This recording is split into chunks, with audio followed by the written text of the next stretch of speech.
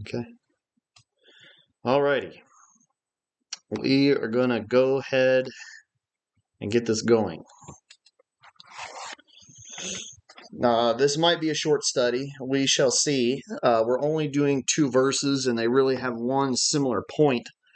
There's not a massive amount of new information in the last 2 verses of this paragraph, and I was kind of hesitant to start the next section, which you can see kind of verse 11 really down through 17 or 16 is a massive and very densely packed section where he kind of starts to diagnose some of the problems with the Mosaic covenant, with the priesthood, with the Levites, etc., and why Christ is necessary. So without kind of transitioning from Melchizedek to Christ, that's the transition that happens between 10 and 11. We're going to kind of wrap up this major discussion of Melchizedek, which kind of starts to wrap up here.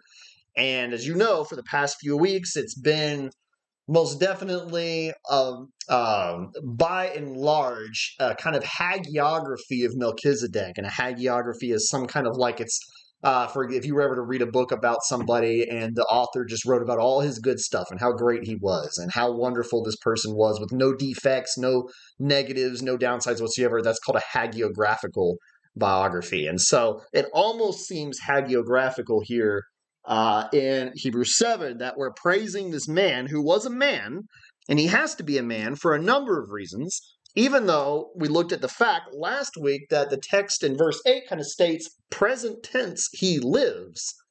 And one of the problems that you can run into is we can't interpret this very literally. We could say, well, if we're going to interpret this at face value literally, he lives here and now today, then you not only do you run into a host of theological problems, but you kind of undermine the priesthood to a great extent, or his priesthood as it were, not only because, A, he either has to be God or Jesus himself, which is kind of a minor held view among scholarship. They say, well, Melchizedek was Christ. He was actually physically a theophany, of Christ that came to earth in a form in such a way, and he blessed Abraham. You might be able to make that argument, but you run into all kinds of problems, such as, well, that means that the incarnation in 0 BC means nothing. That means that if you're going to say he was angelic in some way, it undermines his priesthood, because by definition, as we looked very extensively in chapters 5 and 6, a priest has to be a man, right? He has to have a human aspect. He has to be able to sympathize. He has to be able to genuinely sympathize with your weaknesses, which is also something that if you're going to argue for a theophany standpoint, gets difficult in Genesis, right? Before Christ has been incarnated, before he's been born. If you're going to argue he's experienced every aspect of humanity pre-0 BC, then you can already see it kind of undermines a great deal of his incarnation. So all that to say, there is a sense in which we understand his immortality is highlighted. And that immortality being highlighted is not because he's literally immortal. It's because there was a need for an immortal priest, like he is mentioned in the scriptures, right? Melchizedek is held up as a priest forever, according to David, in that order. So we need a priest that stands forever. That's his point.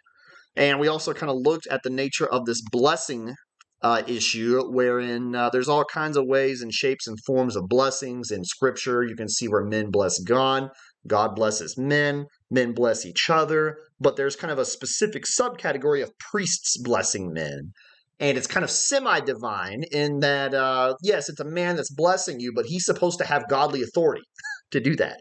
Right? It would be very different from a priest to bless you than from just a regular Joe on the street to bless you, because the priest has kind of been invested with some amount of authority, right? Some amount of holiness. He's supposed to be closer to God than you. That's his job, literally his job description. So that's kind of part and parcel of this idea. When Melchizedek blesses Abraham, he's assuming a greater role than Abraham. So all these things are kind of what we looked at here. And you have to realize that this requires of us a great deal of hermeneutical interpretation that's not necessarily face value literalism, right? We can't say Melchizedek lives here and now literally. That's just not what the clear, obvious meaning of this text is, even if the verse itself states it. And I say that because that's, again, the problem we have with these 2 verses right here at the very end, which might be the most kind of, let's say, far-fetched argument that seems to appear in this paragraph, the one that probably confuses us the most, where he kind of makes an almost multi-generational tithing argument here. And we're going to translate these and look at them, and we'll make that distinction here. And you're going to see not only is it kind of worded a little bit unusually in the Greek, which should be our first clue that there's something else going on underlying in this text, but also that he assigns a phrase to the beginning, which kind of tells us that something else besides literalism is going on. He says, and, there's our and, relative pronouns, so this could be who, this could be which. We'll just put which for now. And which, epos, is word. It is not, I know there's logos is a word, and on a very few occasions there's hrema, with an H in the front, hrema, which is also a word. But this is a singular use of one Greek word here, which is almost like a turn of phrase. That's kind of what this implies. In which word, epain, this is infinitive, to say. In which word to say, comma, what is the statement? Di Abram. So this is through Abraham. Make my text a little bit smaller here without hopefully destroying everything. It's always when I mess with the text that something goes wrong. There. Through Abraham and Levi. You can see that right there. Levi in Greek, this is Levi. Ha dekatos, the tithe. I'm sorry, this is plural, actually, the S on the end. This is tithes. Not necessarily in every case when an S is on the end does it mean plural in Greek, but usually when you're dealing with small nouns like this, it is. Lambano, received or took. We'll just put took for now to make it simple. He took tithes. And then you have a verb of the same. You can probably see it up here. Dekatos, right? A decagon has 10 sides. Dekatos is a tithe. This is dedeka totai. This is a verb. Tithing or to tithe. This is actually past tense because of the T there, so tithed. Past tense, aorist. Tithed, comma. You got your post positive. For, yet, in, or this could be also be by, in or by. For our purposes, we'll put in, te, osphri. The osphri is the hip bone or the loin of somebody. Loin to patros, of the father. Patros, right? Pater is father.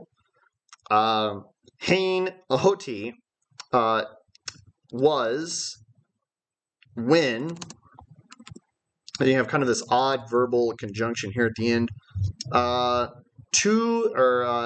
He met, or he came together with, he met with Iautu, to him, or to himself, Melchizedek. So this is kind of awkward phrasing in English. As you can see, in English, we'd probably smooth this out, and we would say, he met with Melchizedek. He gathered together with Melchizedek. He had a meeting with Melchizedek in some way.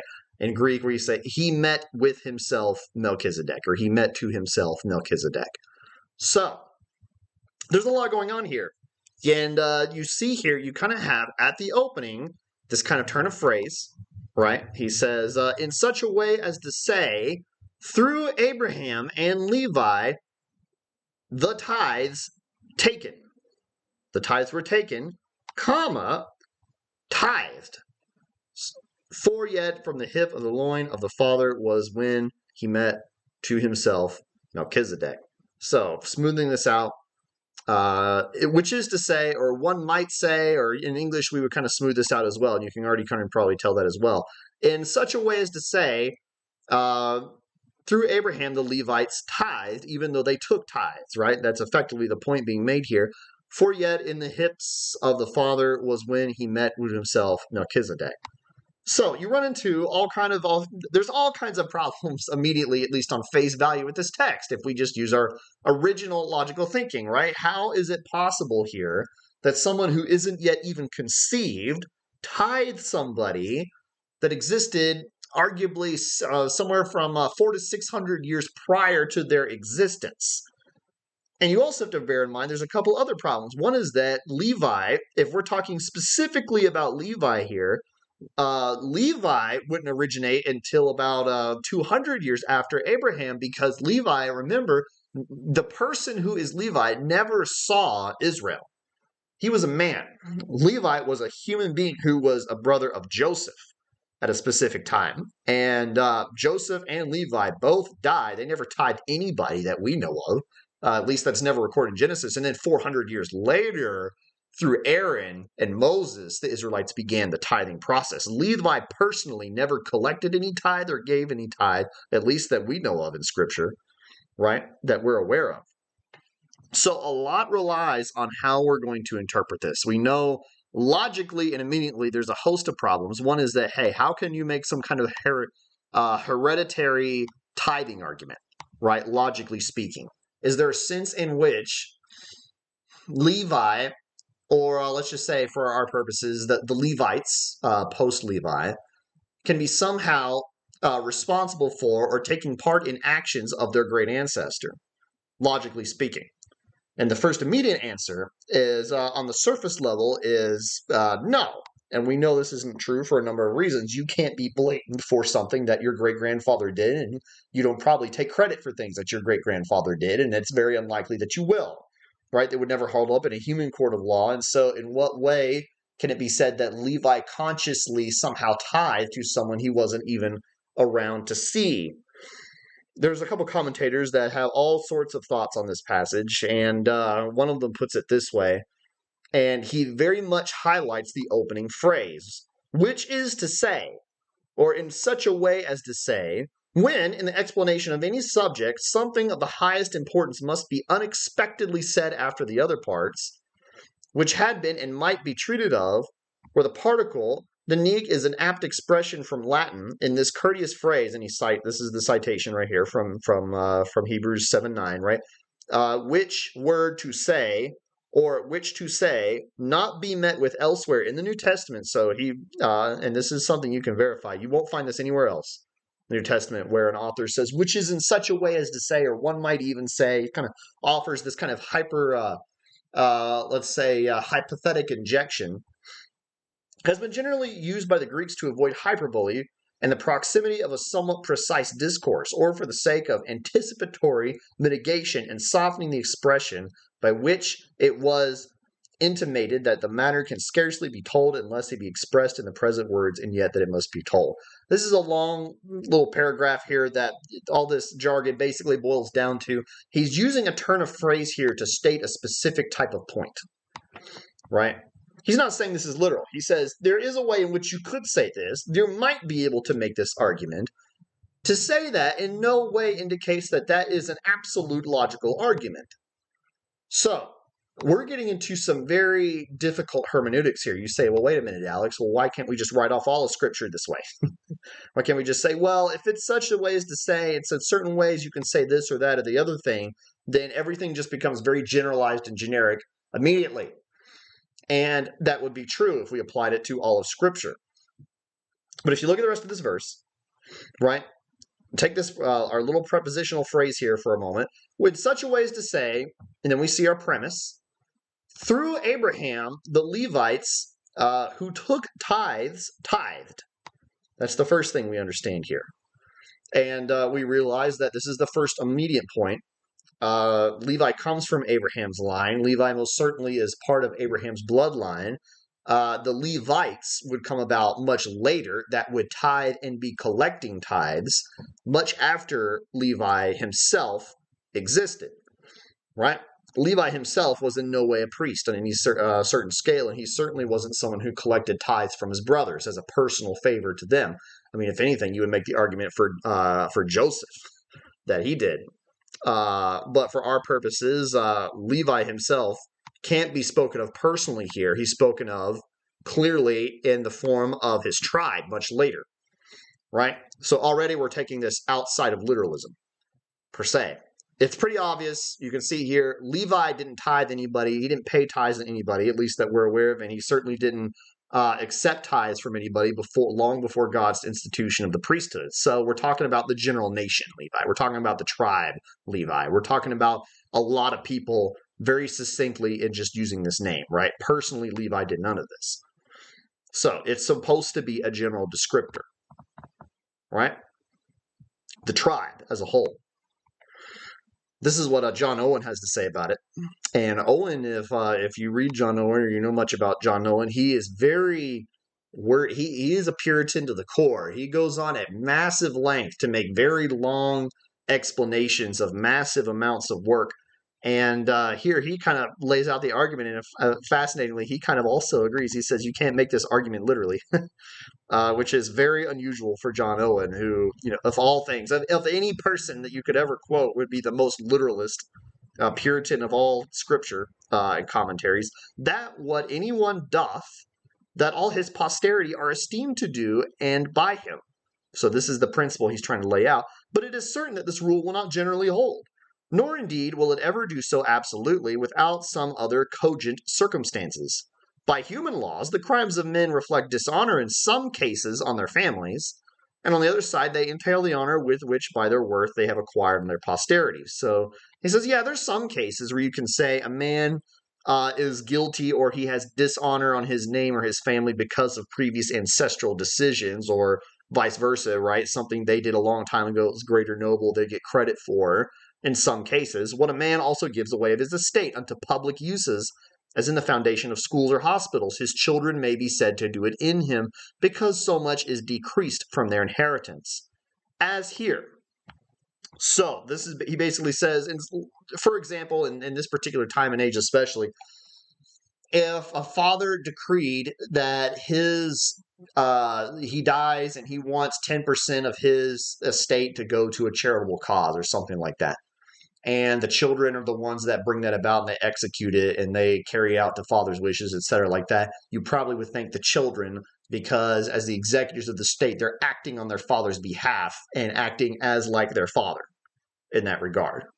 So that's kind of the example Owen gives. What Abraham might gave to Melchizedek was alienated from his posterity, Levi among the rest, because it comes out of their paycheck.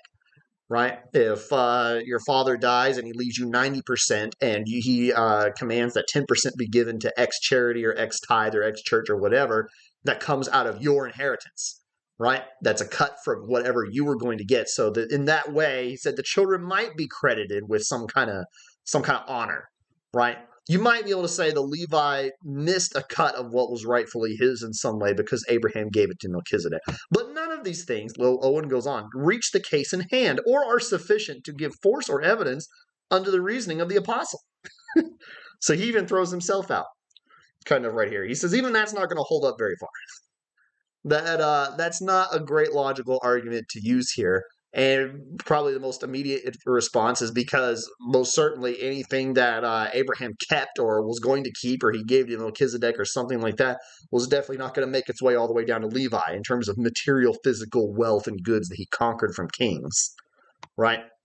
So, what are we supposed to do then?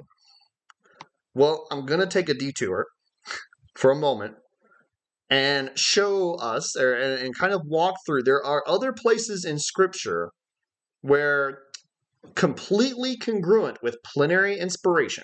We are a people that believe in the plenary inspiration of Scripture. You can look this up in a systematic theology 101 or something like that.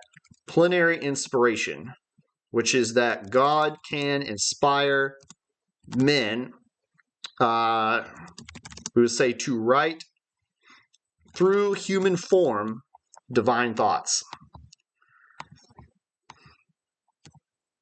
If I can spell right. Divine thoughts and commands. What I mean by that is that all of Scripture is inspired divinely by God. It is clearly God's inspired word, and all of it should be taken as divine command and divine will and divine revelation, right? That it has no error in it. There can be nothing wrong with it. That being said, plenary means that there is a sense in which humans can still work to accomplish this. In other words, God doesn't somehow supernaturally turn them into zombies or take control of their brains for a split second and write what he wants through their hands and then give them back their minds. They are writing from their own humanity, but they are inspired by God to do so. In other words, their humanity also, and you've seen this all through the scriptures that we've looked at, you can see distinct personalities, you can see distinct character traits, you can even see in cases, various cases of zeal or anger in certain instances, and disgust in other places in scripture, and all of it is inspired, and every bit of it is Paul. Paul can be angry with the Galatians, and God can be angry with the Galatians, and Paul is still 100% angry himself with the Galatians. There are other places in Scripture where the human element of authorship comes through, and that can show itself in very generalized hypothetical statements. And we're going to look at a couple examples of where this is the case, where we would not just take a across-the-board literal approach to every single passage. Although, of course, and I will be the first one to argue, by and large, you should. Right? By and large, you should be as literal and as true to the original writing in terms of its context and its meaning as possible. But you have to take into account the fact that there are cases where even the apostles themselves will offer very general concessions they don't intend as absolutes. Here's one example.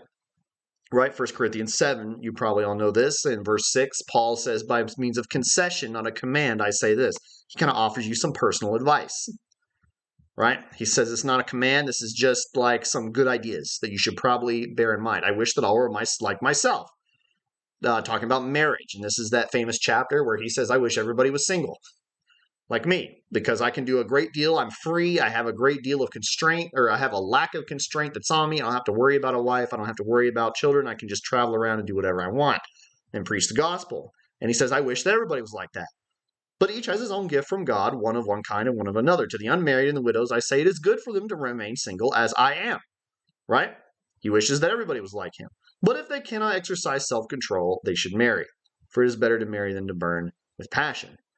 Here's a case where Paul can offer very general advice, right, without expressing it as divine command, as absolute, to be taken at face value in every single possible case. In fact, you might even be, this would be horrible if it was. If we took this absolutely, right, and said, everyone divorce your spouse and never get married ever, and travel around and be missionaries forever. And actually, you can think of examples where Roman Catholic orders attempted to do that. And to this day, they have a bad reputation for being sexually immoral on every level. Right? He can speak very generally without being precise, and he absolutely, there's nothing removed from the inspiration of Scripture for apostles to give general interpretations, is my point.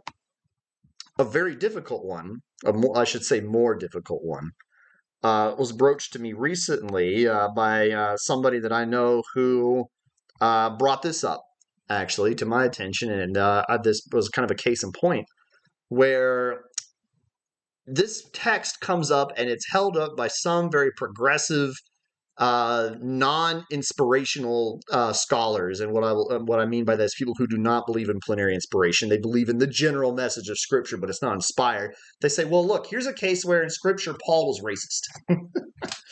So we can't believe that Paul was actually inspired by God when he wrote a racist comment.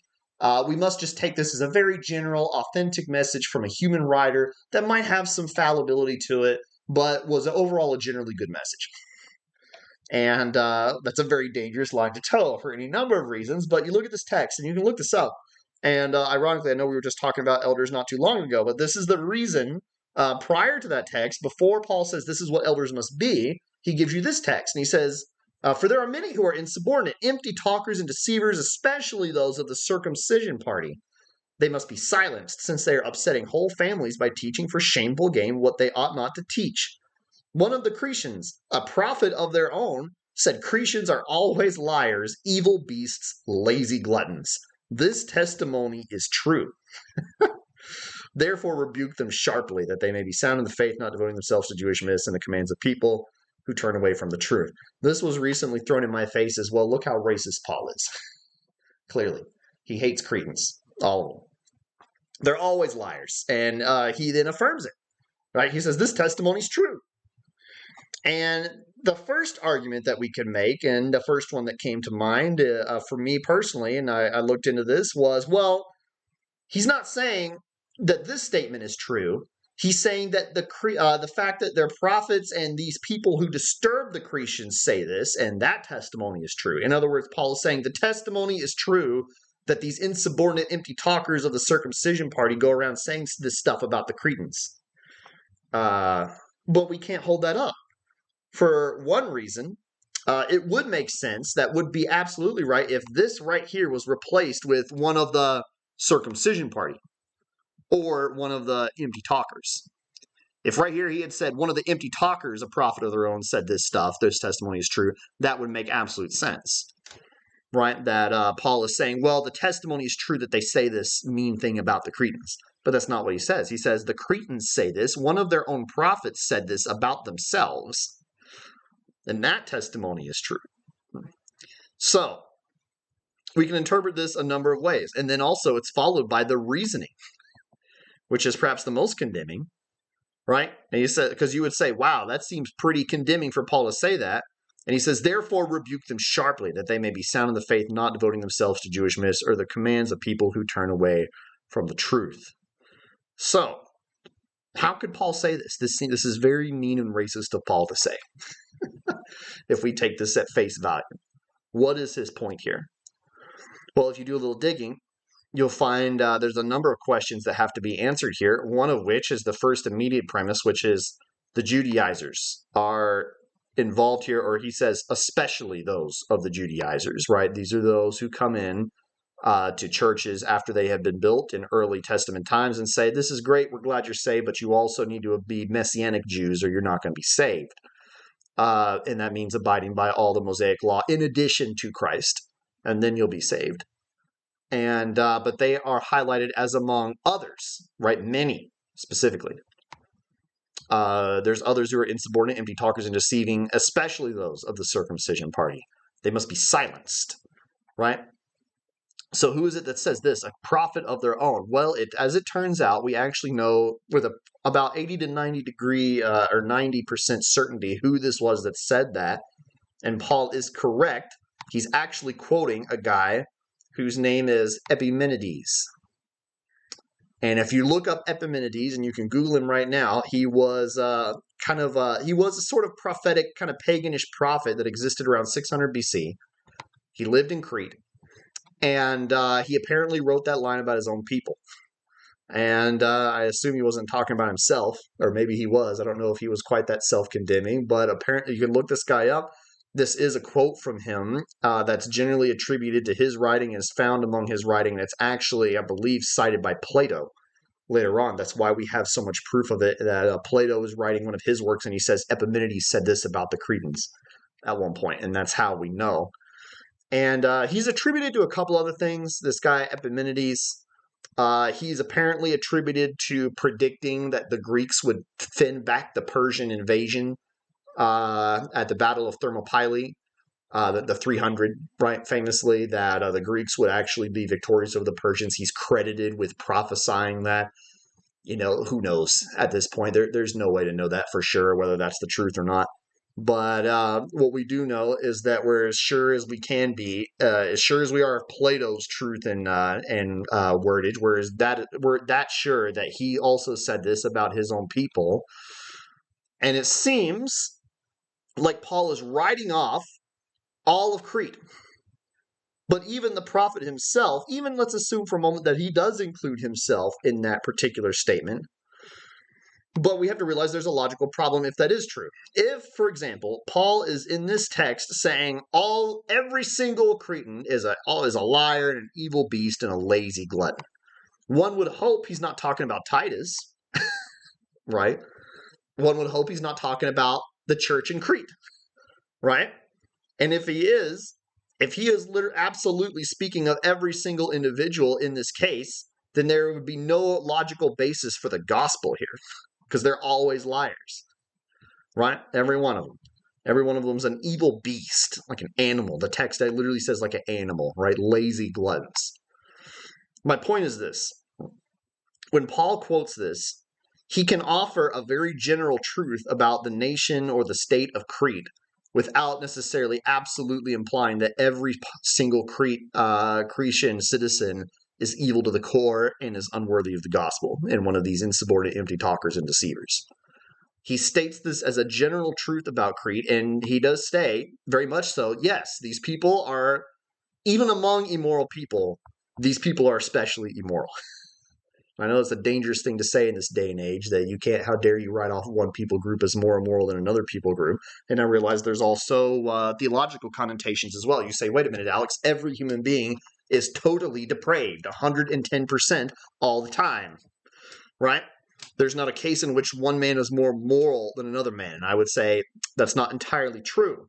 In Calvinism, we do not argue that every single man is 100% as evil as he can be the whole time. It was very possible for other Greeks and Romans and Persians at this point in day and age to be moral. Now, that is very different from righteous. But they could have some kind of moralistic standard, and you can even see this in the world at large today. There's a lot of very moral, lost people out there that are very different from immoral, lost people. And those two categories can very much exist. There is a lot of people that are very moral and is absolutely rebellious against God as someone who is, let's say in this text, a lying, evil beast, lazy glutton. There are people who are not liars and not beasts and not glutton, and they're still totally depraved. It is very possible for Paul here to offer a general statement about the current status of Crete without literally singling out every single Cretan and effectively writing off the entire gospel in the church in Titus. He can say that.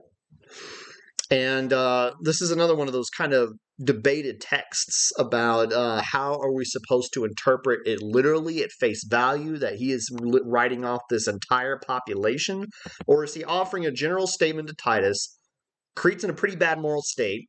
Even their own prophets don't like them. And we need to deal with this. You must put this in order quickly by putting sound elders in place. And that way they will deal with these insubordinate empty talkers and even their own prophets who talk down to them.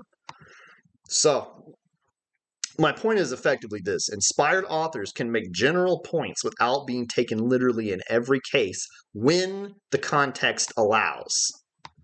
That's key. Obviously, what I'm not doing is applying this to every single text of Scripture, like some of these people who take this text and this is kind of held up as one of those argumentative texts where, let's say, the uninspired scholarly camp stands up and says, well, look, clearly, because we can't take this one literally, obviously you should take all of Scripture with a grain of salt. That's not true. There's an obvious context to what's happening here. He's quoting this pagan prophet, regardless of whether or not he was even a prophet that was legitimate. What matters to Paul is he's saying, I'm citing this guy right here as a demonstration of how bad the state of Crete is morally, right? You can do that without being racist, and you can do that without like writing off an entire people group as hopelessly beyond the gospel. So my point then is when we look at Hebrews 7:9, when we look at this case where Melchizedek or Levi is said to pay tithes through the loins of his father, what he is not saying is quite literally that Levi or the Levites actively and deliberately and willingly tithe to Melchizedek. That would simply be logically untrue, right? That wasn't possible in this day and age, unless there's some kind of super spiritual plane happening kind of stuff going on that we're not even aware of, and that he certainly doesn't take the time to explain in this text. So the general point is clear and maintained that his obvious point is Melchizedek is well above any holiness the Levites could possibly muster, because even the priests tithe to their overpriest, if you will, right? So to say that Abraham is the head of the Levites is to say that Abraham is greater, he's holier than the Levites, he's authoritative over the Levites, he is more spiritual than the Levites because he's the father, he's the great father, right? He gets more honor than even the Levites get. The Levites are pretty honored, right? Just intrinsically. They get to be priests. Abraham is even greatly more so honored because he's the father of the Levites. So then that means that Melchizedek is the most honored, right? That's the general point. That this is a general statement that he himself in this particular text prefaces with, one might say it this way, You could state it in this particular way, but this is not meant to be a literal interpretation of what actually happened in Genesis 14. So, the Levites are subordinate to Melchizedek because Abraham is subordinate to Melchizedek. And so, arguably, the holiest man of the entire Israelite line, even though he's the most honored and respected, submitted to Melchizedek, and thus the Levites should too. Right? That's the obvious general point that's being made here. One other commentator, this is a journal article, but he puts it this way. He says, now that the writer has presented his case that Melchizedek is superior in respect to receiving tithes, in respect to blessing, and in respect to this life, he concludes by showing his superiority in respect to Levi. A Jewish reader of the book of Hebrews may have thought that since Abraham was not a priest, then the flow of the argument really doesn't apply to the Levitical priesthood. So this commentator makes the point. He says, well, all this stuff is great, that he's better than Abraham because he lives forever. He's better than Abraham because he blesses him. He's better than Abraham because Abraham ties to him. And a Jew might be, or a Hebrew might be able to stand up and say, well, that's different from the Levites, though. The Levites are apart from Abraham. And the author is saying, nope, that's not true, is it? If anything, the fact that Abraham submits to Melchizedek should further the fact that the Levites are as well. That anticipated objection is now answered. The phrase, and so to speak, which only occurs here in the New Testament, is used to introduce an unusual statement. Levi paid tithes to Melchizedek through the intermediate agency of Abraham. This was because Abraham was his physical forefather. There is a given genuine unity in humanity. This is also because the divine promises were given to Abraham, which included full development of all Israel, fully incorporating Levi. This point subjects any Levitical priesthood to the priesthood of Melchizedek. Therefore, Melchizedek is superior.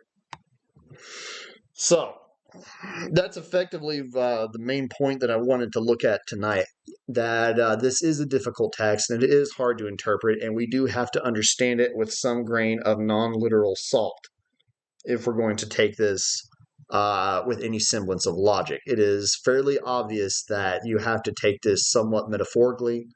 He's making a point here about a people group that should be subordinate to Melchizedek's superior priesthood.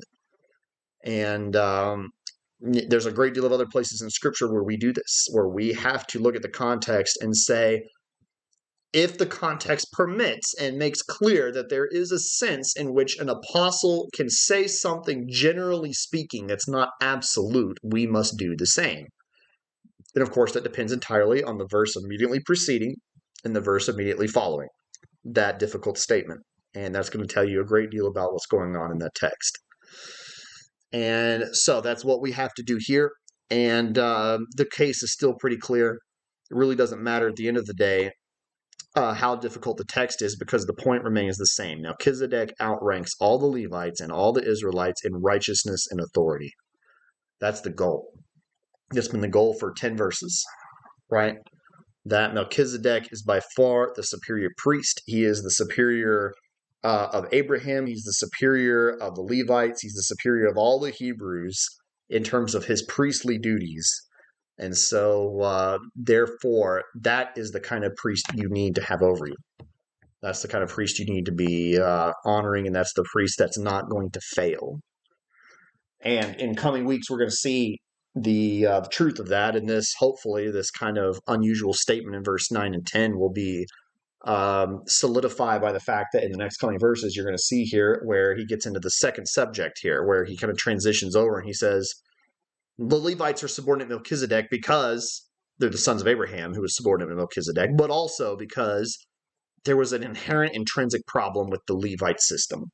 And that's all of verses 11 through 17, or really verses 11 through 19, where we're going to look at that for coming weeks, how it was necessary that this man outrank everyone else.